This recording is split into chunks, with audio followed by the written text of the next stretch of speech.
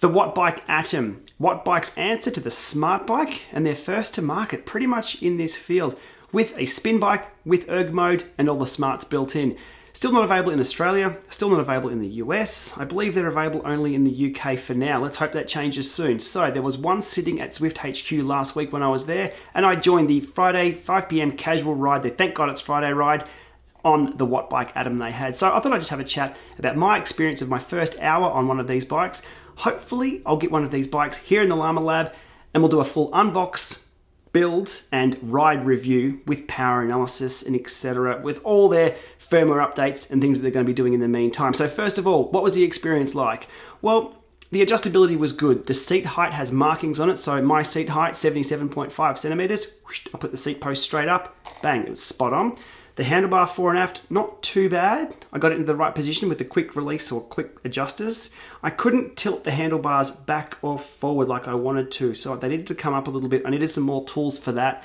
That was the only thing fit-wise. Everything else was fine. The Q factor is a few millimeters wider. Not as wide as a mountain bike, not as thin as a standard road bike. There's a few mil there.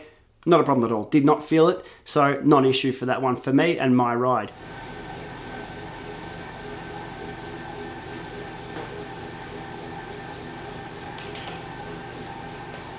Onto the ride feel, and a very important attribute of all indoor trainers or spin bikes. What does it actually feel like to ride this bike? Is it like riding a bike, or is it like pedaling in mud? Well, this wasn't like pedaling in mud. It actually quite surprised me. There was a lot of inertia. So once the flywheel was spun up, it had a good road feel to it. So thumbs up to WattBike for that. It felt pretty good. I'll need a lot more time on this bike in erg mode, up hills, down hills, in races, etc. But just riding along for that hour, just fine. Good inertia. Thumbs up there.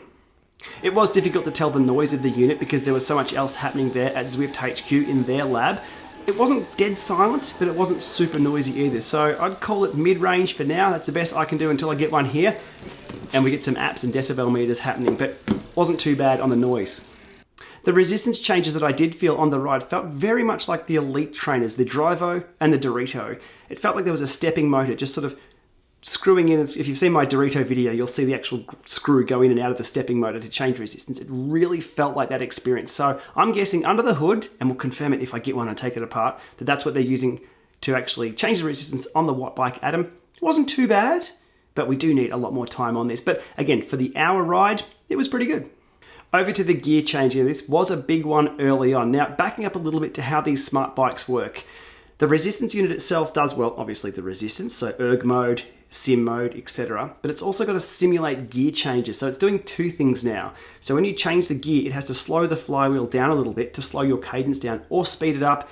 And if there's a lot of smarts built in, it will change the momentum or change the inertia of the, it's a hard one to solve. Early reports was that it was 8 seconds before you hitting that gear button and you feeling that gear change. It was a lot less than that. I think it's down to about 4 now. It's definitely not snappy, crackle or poppy like you'd want on a normal road bike where you're slapping down through the gears and you can feel it crunch and you sort of time your pedal stroke over the, if you're a roadie, you know what I'm talking about when you're slamming down those gears in a crit out of a corner, etc. It's not like that. There's a gradual resistance change, but it wasn't too bad.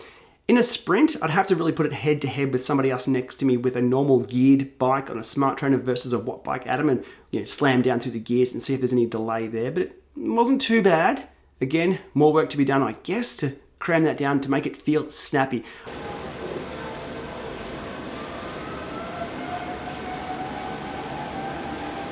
But riding along, changing gears and responding to the bunch for the TGIF ride, I give it about a 5 out of 10 for gear change. It definitely wasn't 8 seconds though.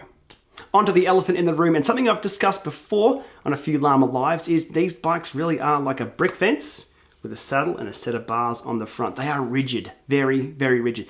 No forgiving in the saddle whatsoever. There's no sway. On the Neo, we see a bit of sway. Even on something like the Kicker, there's a bit of sway with your carbon bike. There's a bit of give side to side. And we're seeing people generate their own solutions to this problem as well, creating their own rocker plates now, which are really taking off in the Zwift community. The WattBike ATOM, it is rock solid. So that's just part of the design. That's just what it is. As a pure roadie, I'd like a bit of wobble. I'd love to see these smart bikes built with a bit of movement in them, but this one is like riding a brick fence.